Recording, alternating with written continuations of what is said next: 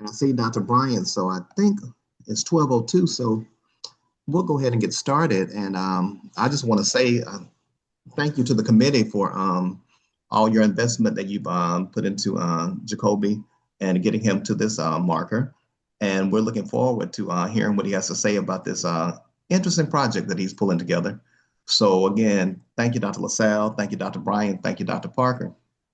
And Jacoby, I'm going to turn it over to you and give us some insight. Awesome, awesome. Thank you, Dr. Bonner. First of all, good afternoon, and thank you to my chair, Dr. Fred Bonner, my esteemed committee members, Dr. William Parker, Dr. Justin Bryant, and Dr. Hilton LaSalle for being present today. My name is Jacoby Backstrom, and it is both a privilege and a profound responsibility to present my dissertation proposal. And the title of my study is More Than Belonging: How African American Male Vertical Transfer Students Use Community Cultural Wealth to Navigate Predominantly White Institutions. And this work is not only grounded in scholarship, but it is rooted in a profound commitment to illuminating voices that too often have been overlooked, misunderstood, and rendered invisible within higher education. This study centers African American men who began at community colleges and transferred into 4-year predominantly white institutions, spaces that can offer access, yet often demand resilience in the face of invisibility, marginalization, and racialized expectations. And it asks us to reconsider, what does belonging truly mean in spaces where one must constantly negotiate identity? And beyond belonging, how do these men persist, excel, and transform the very environments they enter?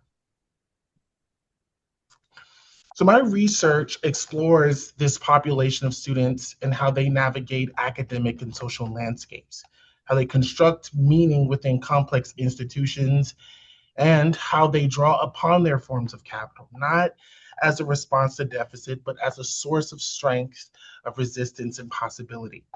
So today, I will walk you through the background and significance of this study, the theoretical framework guiding this work, the research questions shaping the inquiry, and the literature that situates its urgency, and the methodology designed to authentically capture these narratives. And I look forward to your insights and your questions. Whenever we're talking about the problem statement, I think it's very important that we talk about who is affected, what is happening, why is existing approaches are possibly insufficient, and what is missing in the literature. So this study investigates the enduring gap in graduation rates affecting this group of students. Existing research demonstrates the structural inequities, racialized campus experiences, and disparities in access to support systems and how they play a significant role in these outcomes. And although transfer student success has been studied, there is limited research that specifically centers Black male transfer students, and even less that examines their experiences from an asset-based perspective. Most existing literature is deficit oriented, which overlooks how these students draw on their adaptive strengths and abilities to navigate and persist. Therefore, the problem this study addresses is the lack of research that explores how this population use their cultural assets to succeed within PWIs. The purpose of this qualitative study is to explore the lived realities of these students at predominantly white institutions. Specifically, this study seeks to understand how they navigate institutional environments, construct a sense of belonging, and persist towards degree completion. And rather than assuming how these students succeed, this study examines their experiences through the lens of community cultural wealth to better understand how their strengths and cultural assets may shape their persistence. So, this study is important, and it is important because it addresses the gap in the literature by focusing specifically on this student population, a population often overlooked within broader research categories, such as Black male college students or community college transfer students and underrepresented minority transfer students. While existing studies examine persistence, belonging, transfer pathways, and degree completions, less attention has been given to the intersection of race, Black or African American, gender, male, or transfer pathways, which is those students coming from the community college to the predominantly white institution, the institutional context. Additionally, this study shifts the conversation from deficit perspectives to an asset-based perspective by recognizing the cultural strengths and resources African American male transfer students bring to higher education. The findings may provide insights for education leaders to develop more equitable policies, programs, and support systems while centering the lived realities of Black male students in the conversations of persistence, belonging, and success.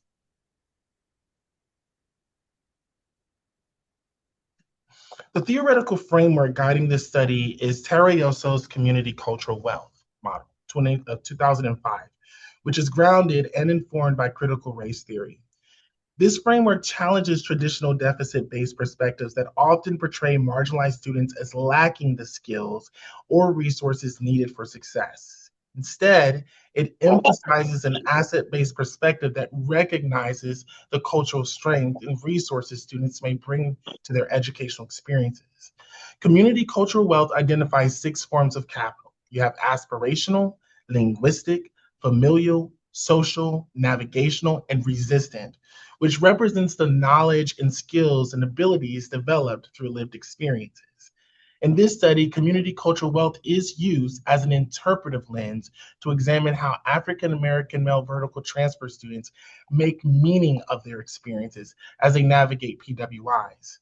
Importantly, this framework is not used to assume that participants actively draw on these forms of capital.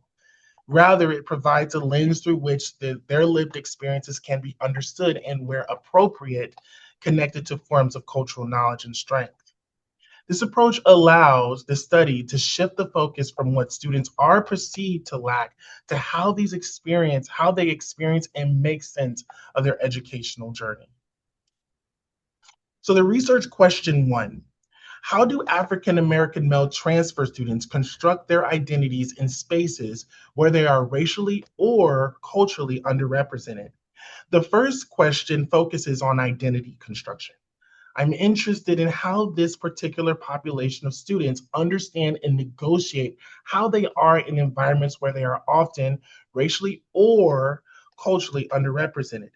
And rather than assuming identity is fixed, this question acknowledges that identity is shaped through interactions with institutional spaces, peers, and campus culture, especially within racialized contexts of PWIs. Research question 2 is, how do challenges and supports influence African American male vertical transfer students as they adjust to the academic and social environments of PWIs? The second question examines the challenges and supports students encounter during adjustment. This includes academic expectations, institutional policies, advising structures, peer networks, and informal support systems. Importantly, this question allows me to examine not only barriers, but also what helps students persist, aligning with the asset-based perspective of community cultural wealth. The third question, in what ways do climates, peer relationships, and faculty interactions impact African American male transfer students' narratives of belonging and success within PWIs? The third question shifts the focus from the individual to the institutional environment.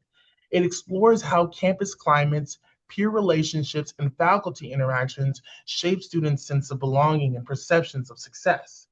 This question is especially informed by critical race theory, as it allows me to examine how institutional structures and racialized dynamics influence students' day-to-day experiences and long-term persistence. So altogether, these research questions move from identity to experience to institutional influence. And together, they allow me to capture a holistic understanding of how African American male vertical transfer students navigate PWIs and how they leverage their community cultural wealth and how the institutional climate shape their belonging and persistence. So the literature review revealed several interconnected themes that shape the experiences of Black male vertical transfer students at PWIs. First, the literature highlights the persistent structural inequities and systemic barriers that impact access, persistence, and graduation rates. And this was actually highlighted by Crispin Nunez in 2014 and Shapiro and his research team in 2018. These challenges are often compounded by socioeconomic disparities and that limit access to institutional resources.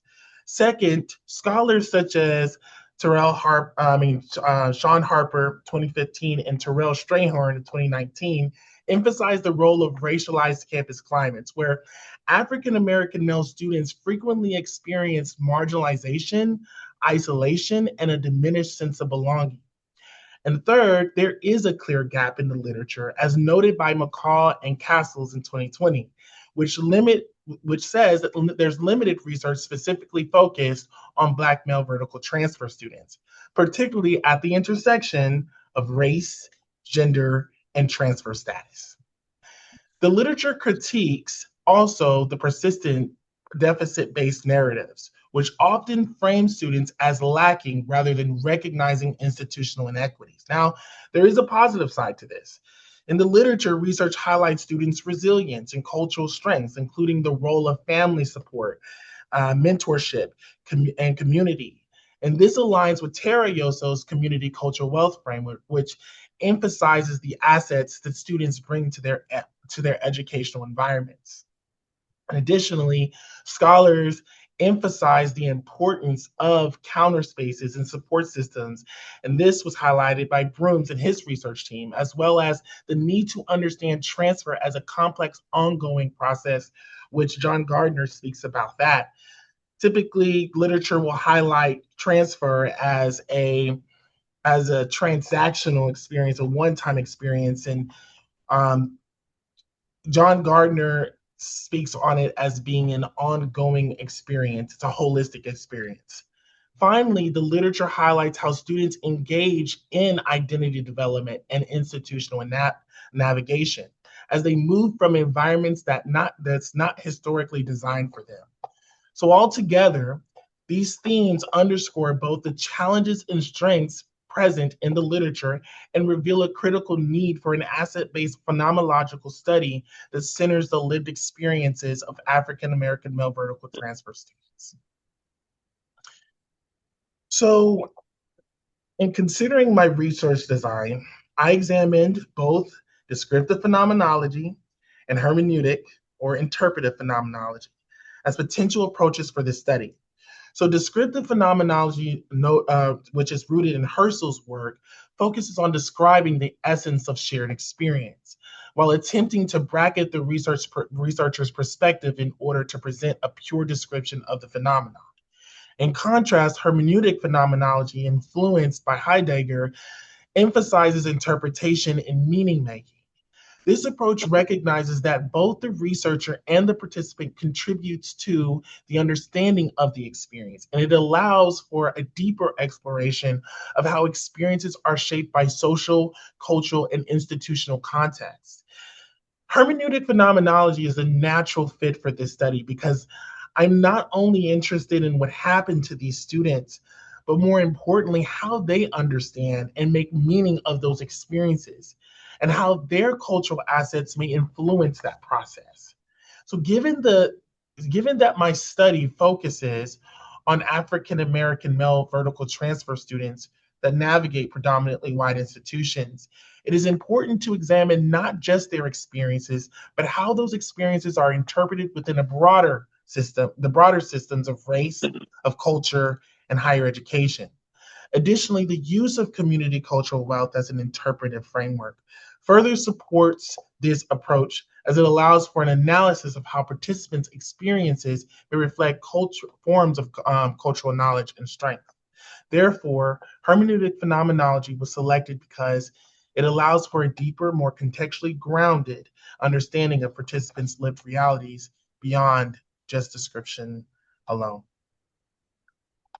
Participants in this study are African American male students who transferred from a community college to a predominantly white institution and successfully graduated.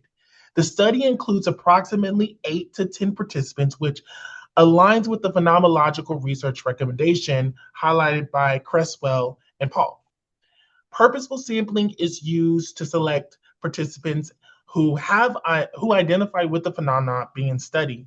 Additionally, snowball sampling allows participants to refer others who meet the criteria. Recruitment will occur primarily through professional and social media platforms like LinkedIn, and data will be collected through semi-structured interviews conducted via Zoom, allowing participants to share their experiences in depth. And each interview will last approximately 60 minutes. Now, I'll also use reflexive journaling to document my positionality and reflections through the research process. So I chose reflexive thematic analysis, and this is developed by Braun and Clark because it fits the interpretive nature of my study and it aligns with my hermeneutic phenomenological approach. While thematic analysis is generally used to identify patterns across qualitative data, reflexive analysis, thematic analysis recognizes that the researcher plays an active role in interpreting the meaning of participants' experiences. This is important for my study because I am not only identifying common patterns in participants' experiences, but also exploring how those experiences are influenced by the social, cultural, and institutional context. Another reason I selected reflexive thematic analysis is that it provides flexibility. Rather than requiring a fixed coding framework, it allows themes to develop through ongoing engagement with the data. Although my analysis is informed by community cultural wealth framework, I remain open to themes that emerge naturally from participant stories.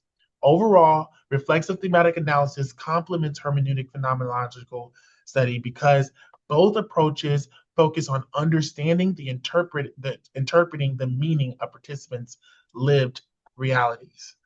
So, to ensure rigor of this study, I will be utilizing Lincoln and Guba's 1985 framework for trustworthiness, which includes credibility, transferability, dependability, and confirmability. So first, credibility will be established through member checking and peer debriefing, which will help ensure that participants' experiences are accurately represented and that my interpretations are reviewed for clarity and consistency.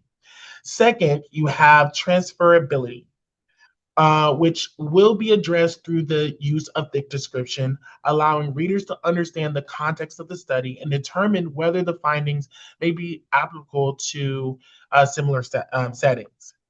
And then the third is dependability, which will be maintained through an audit trail, which will document the research process, the methodological, my decisions as a researcher, and data analysis procedures to ensure that there is full transparency throughout the study.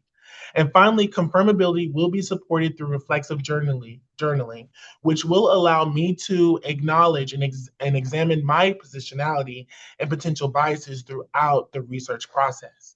So together, these strategies will ensure that the study will be rigorous, it will be transparent, and grounded in the lived experiences of these participants. As I conclude my proposal presentation, I would like to express my sincere appreciation to the committee for your time and your expertise throughout feedback and your commitment to my development as a scholar. This study represents more than an examination, transfer pathways, and graduation outcomes. At its core, it seeks to honor and elevate the voices of African American male vertical transfer students whose stories are often absent from both research and institutional decision making. While much of the existing literature focuses on barriers and deficit and disparities, the study intentionally centers resilience, strength, and cultural wealth and the lived experience of students who successfully navigated their journeys from community college to predominantly white institutions. Through the lens of community cultural wealth framework, I aim to explore how these men draw upon aspirational, familial, social, navigational, linguistic, and resistance capital to persist, cultivate belonging, and achieve academic success despite challenges within the higher education context. My hope is that this research will contribute to the growing body of scholarship of Black male success, inform institutional policies and practices, and provide actionable insights for educators, advisors, students, affairs professionals, and university leaders seeking to better support transfer students. And most importantly, I hope this study serves as a reminder that African American male transfer students bring significant strengths, assets, and knowledge to higher education spaces that deserve recognition and affirmation. Thank you again for your guidance, your support, your consideration of this proposal. I look forward to your feedback and recommendations as I continue this research journey.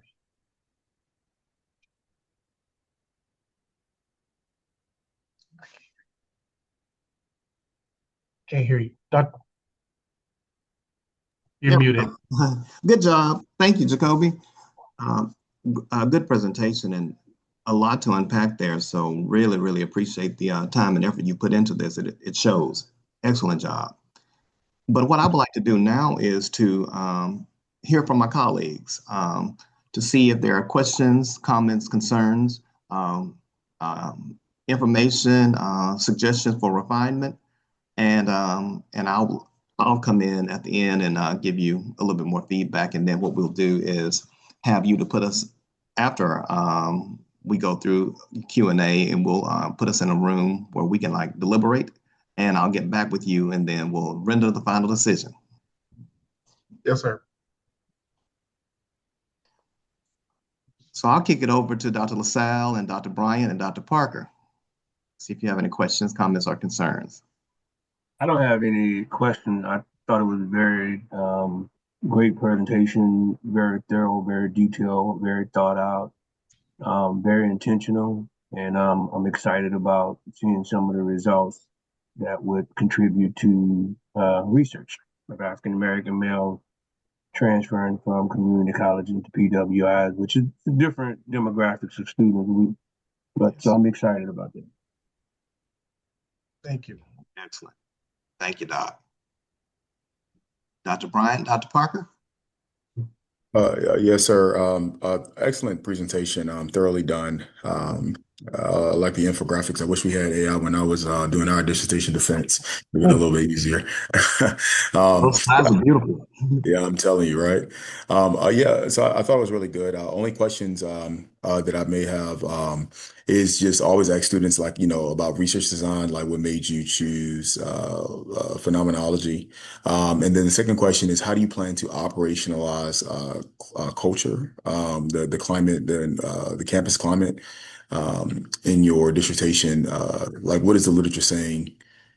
What considerations have you made to answer your third research question?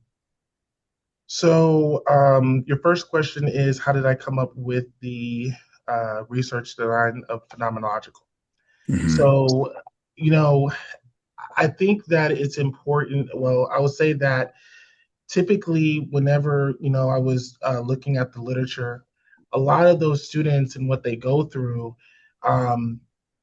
it's focusing on their experiences and what is going on. Those students are experiencing, contexts where they are going through microaggressions and that they are going through stereotypical scenarios. And so what I wanted to do is hopefully gather their insight through the phenomenological study to see how they make meaning of those experiences. And then to your second question, your second question was, how do I plan to operationalize that in my questions? Well, campus climate. Specifically, could you be more specific about that? Yeah, yes, sir. So so if your third research question, I'm presuming your interview protocol is going to align to like how you measure campus climate. Because I thought you did a really good job of showing the progression of each question is getting towards their lived experiences from being a, African American student, and then from being a transfer student entering into a historically white institution. So I thought that was a very strong progression from research question 1, 2, and 3. But the question I have is for question 3.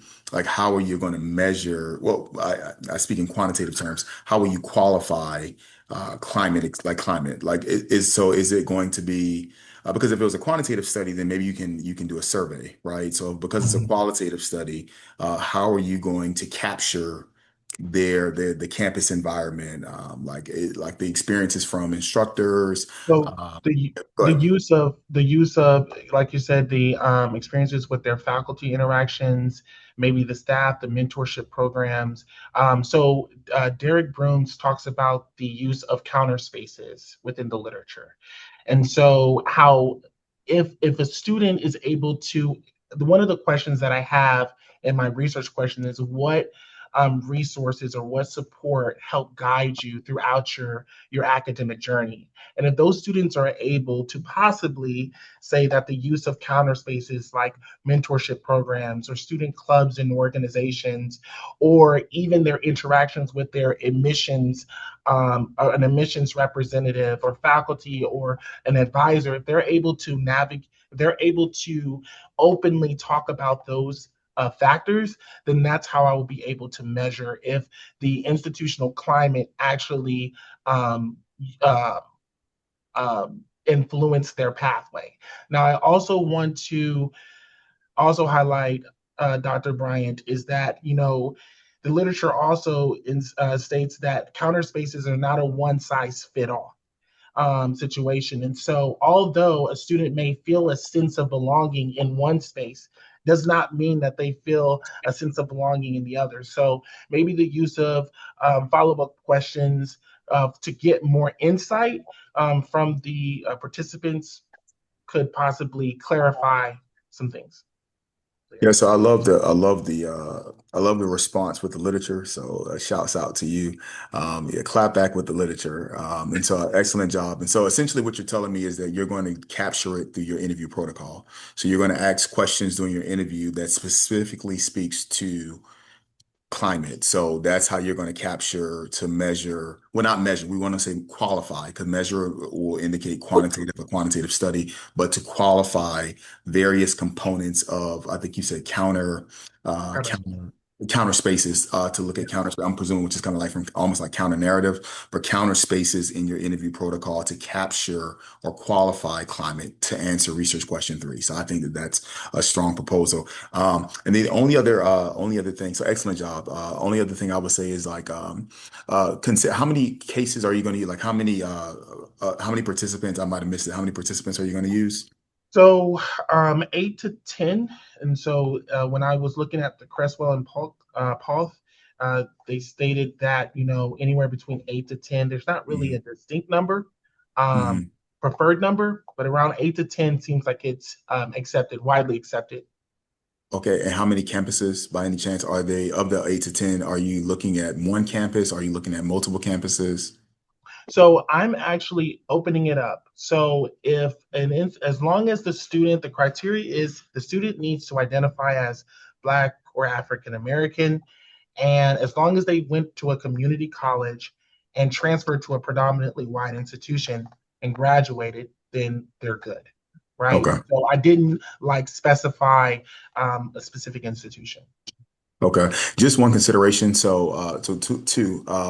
One consideration I would say is again just excellent job, right? But just a consideration in case you disproportionately have more participants at one campus, you because there that may influence the experience because they're like if I'm trying to not speak in quantitative terms, they're being wrapped in a case that their experience may be completely different from people who had other campuses. So it's almost even worth considering, like I said, depending on the number of participants, like maybe considering calling it a case study or a multi-case study if you're getting like 8 different campuses because you're going to have 8 different experiences. And so the case will influence potentially, not we're not certain, but potentially can influence the different lived experiences of each participant.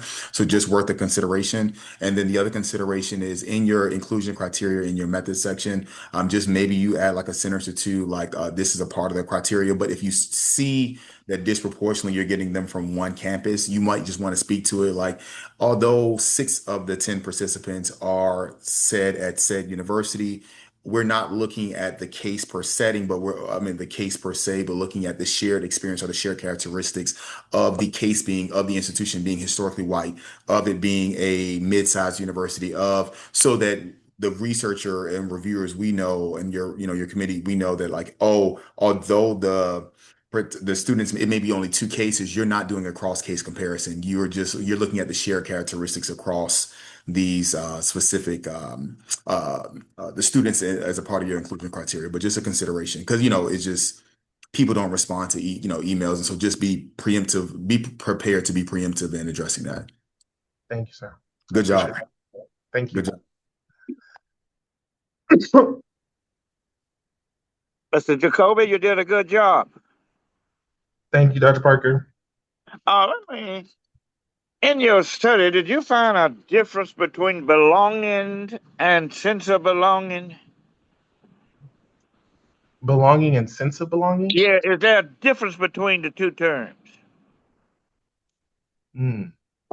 So,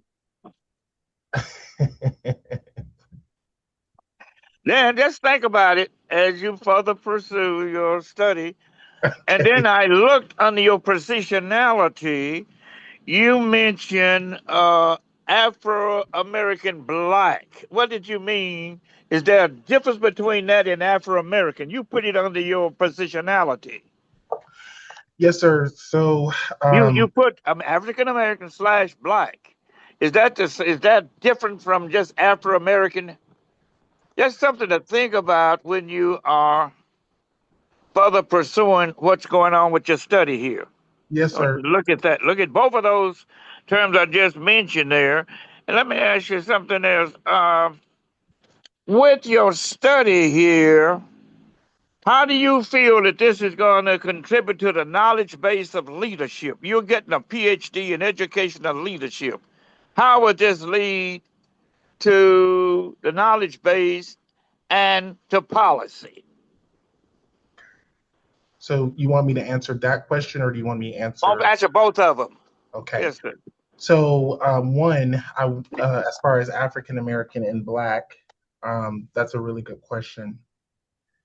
So I remember when I submitted my proposal for the first time to Dr. Bonner in April, and one of his feedbacks was, are you studying Black or African American? So it allowed for me to dive deep into that, because I was caught off guard by that question. So to answer that, because it's in the proposal, I made sure that it was highlighted in the proposal, that I acknowledge that Black and African American are not synonymous, right? African American is typically the cultural identity within the United States, and they may have some type of, DNA connection to Africa, right? Whereas Black is a bit more broader. A good example of this is, I have a student who is from Cuba, and his nationality is Cuban, but he identifies as Black. And so I wanted to make sure that I was backed by literature, by showing that I will be using these terms interchangeably throughout my literature review and throughout my study. And so a good example of this is, I defined this through the National Center of Statistics, where they state that as long as please do not quote me on this part, but as long as you have some type of origin, okay, some type of connection to Africa, or some, in that origin, then you will fit either Black or African American. Just want you to go ahead and delve into this a little deeper, because under your positionality, you said Afro-American / Black. Just want you to kind of somewhat explain what that means, but as you further pursue all of this, tell me how this is going to lead to policy. So my goal is that, one, I want to be clear that I'm going to let the data do what it does. So I could be completely wrong in my analysis of the students use cultural wealth and capitals in order to navigate predominantly white institutions. That's one. Two, if the data shows that students do utilize different forms of capital and resources to navigate predominantly white institutions, the goal is to influence these institutions to use this population as a special population. So typically, universities often have special populations. They have first generation, they have students that identify as having a disability, those special populations. You have students that are veteran. Transfer students are not always considered, and this is back in literature, as a special population. And so the goal is to influence policy to where we're viewing transfer as a priority. Hopefully I answered that question. As I looked at your review of literature, and you can tell me why, I'm sure you has a reason. Bonner is your chair, and that Bonner has a book. Dr. Bonner has a book on belongings with Hartley, Bonner, and Strayhorn. It was not, you couldn't find nothing in there that would complement what you're doing since he's your chair. I was just curious. It's not in your literature. Did you hear me? I can hear you. I can hear you, sir. It's not. I just want you to further pursue that. It just makes certain. It's at least it's obvious that he's your chair. That's Yes, just one sir. of my own idiosyncrasies. It popped out. But Thank you. overall here, you know, I interact with you all the time in the office here. You're off to a good start. Keep it up, and we'll continue to exchange ideas and I'll assist wherever I can. Keep it up. Thank you, Dr. Parker. Yes, sir. Back to Dr. Bonner. Thank you, Dr. Parker. Jacoby, good job. Again, really good job. And I really appreciate all the depth that you provided subsequent to our conversations. But I have questions. I have some questions and I have some comments. Do you think YOSO is enough? Your theoretical framework uses YOSO, or YASO, however you want to pronounce it, community cultural wealth. You have some anchors that you have to attend to. One of the anchors deals with race. One of the anchors deals with gender. One of the anchors deals with vertical transfer. And you cover the waterfront on some of those, but some of those are severely lacking. In particular, how are you going to do a study focusing on Black males and you don't have any type of Black male identity development, any type of model focus on race? So we need to look at, do you need someone like William Cross? Do you need someone, Cross's theory of negrescence? Do you need racial identity development models? Do you need, Tommy Curry, Sean Harper, Luke Wood? I mean, the list goes on and on and on. Telon Dancy. There are so many brothers out there doing work on Black male identity. So you can't do a dissertation that focuses on Black men and not have some type of way to problematize identity development. Hell, my own work, the book Dr. Parker's talking about, well, not the belonging book, but Square Pegs, Round Holes. That whole book is dealing with identity, and there's whole sections, whole chapters dealing with Black identity. But all I'm saying is, whether it's me, Dancy, whoever, you got to have something on Black identity because that's central to your study. So it can't just be on community cultural wealth. They have cultural wealth, but the wealth that they need is because of what? Because they're Black and male many times. So we got to have that. So look at another question for me is, you're using phenomenology, and I got this question from my chair, and it's interesting, all these years later, I'm posing it to you. What is your phenomenon? You can't do phenomenology without having a phenomenon. I studied academically gifted African-American males, and my phenomenon was academic giftedness. What is your phenomenon? Is it Black male vertical transfer? Is it, I don't know. And I'm not saying that's something that you're going to have to tease out because you can't do phenomenology without knowing what the phenomenon is. Is that a question, sir? Yes, that's a question. So, To answer your question about that, it is on Black male vertical transfers. That is my phenomenon. Okay, Black male vertical transfer. Got Yeah. it. Okay. So one of the things that, let me look down here.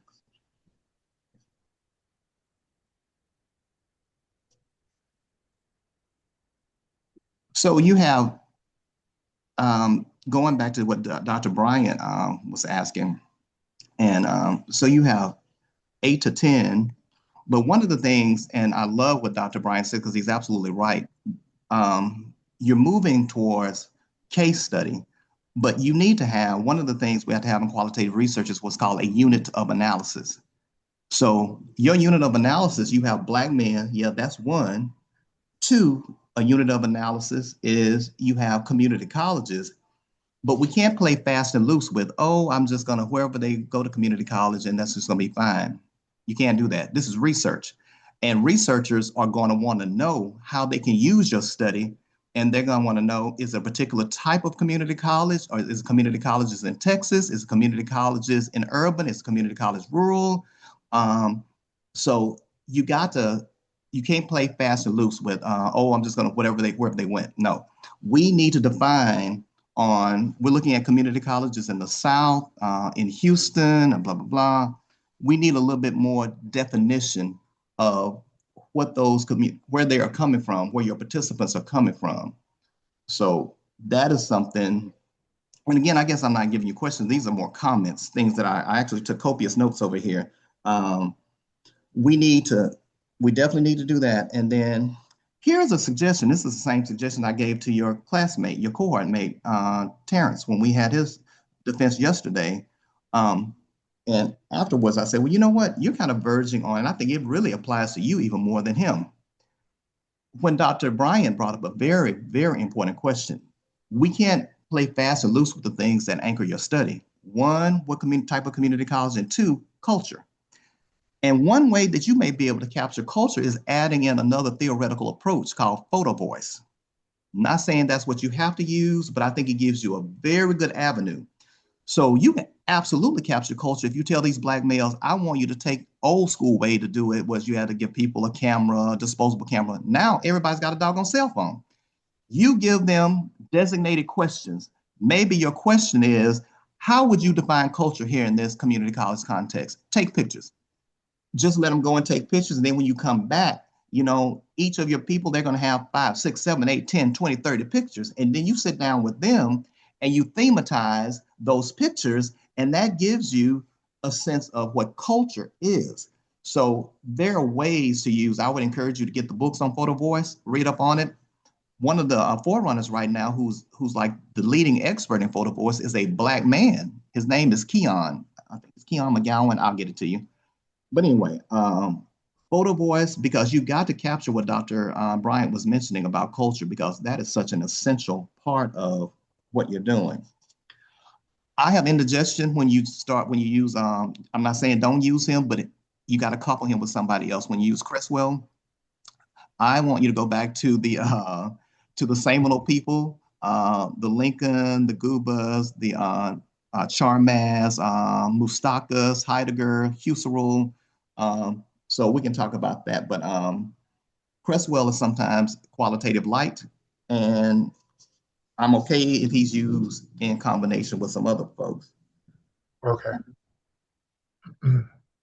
I just got 1 or 2 other things here, and I will stop again. I really want you to pursue what Dr. Bryant was saying. Look at case study.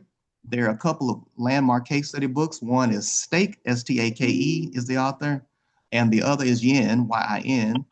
I like both. My favorite is Yin. My chair used to say Yin helps you win. So we can definitely talk about multi-case study. I would encourage you to get with Dr. Bryant to get a little bit more shaping on that. And the last thing I'm going to say, you absolutely positively, you can't play fast and loose with African American and Black. We have got to put it on the ground. You got to choose a side. I'm not telling you what side to choose, but the side that you choose is going to be based on who are you trying to study.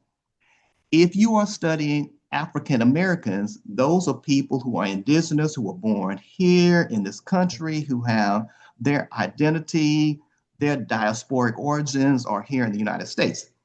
If you say Black, Black gives you a lot of territory, because many times we say I'm studying African Americans, and the very first people that you run across are Jamaican. It's like, oh my God, they have all the stuff. Well, it's great they have all the information, but you got to change that focus. You're looking at Black. If you're looking at Haitian, Cuban, Dominican, blah, blah, blah, Black just gives you the ground space to be able to be inclusive of everyone. It's diasporic. African American is limited. Now, there are times I've had students, I've done it myself. My research was on academically gifted African Americans. I wanted to study what it meant to be gifted coming from South Oak Cliff, coming from Third Ward, Houston, coming from Tampa, Florida, and being born here. So I really wanted to study African American. So I just want you to be very, very clear about whether you mean Black or African American. Yes, sir. And Dr. Bonner, piggybacking on you, you brought something to my attention to me, is looking at Criswell philosophy versus Strahan. I want them to look at both of those and see how they connect and how they differ to a certain extent. Criswell's kind of old school, but look, since you're studying Afro-American males, take a dang good look there in comparison to Strahan. And another thing, too, that I was looking for is the fact, where are these students coming from? Yeah. But other than that, got a good study going on in there. Please take note of what we're saying. So my question to the committee, because Criswell and Paul was actually exposed in the qualitative research course. So that was the only foundation that we had as far as understanding the different types of approaches. So my question is, so you're asking me to add? I didn't say do it, eliminate. No, I just said look at the comparison. Go in a little deeper with Strahan in comparison. As far as Criswell, what I'm saying, Jacoby, is that Criswell is McDonald's. You also have you have Papa Do's, you have Eddie V's, you have some other qualitative researchers that have. So you don't have to take out Criswell, and you can still use him. That's right. So I have books on you, and you don't have to spend a lot of time. You can come to my office, and I got them on my shelf, the ones that I want you to look at. So okay. That's not a big deal. Okay, cool. Well, thank you for your feedback, Dr. Bonner. You are welcome. Colleagues, anything else? Questions, issues, concerns? We are going to talk afterwards, right? Absolutely. I'll wait to hold my comments then. Okay, yeah, we can talk in deliberation. Absolutely, Dr. LaSalle. Good seeing you. Yeah, been a while. So Jacoby, if you would do this for us, we want to move into our deliberation discussion. Can you put us in a breakout room? Yes, sir. And I can text you, let you know, come on back. Okay, sounds good.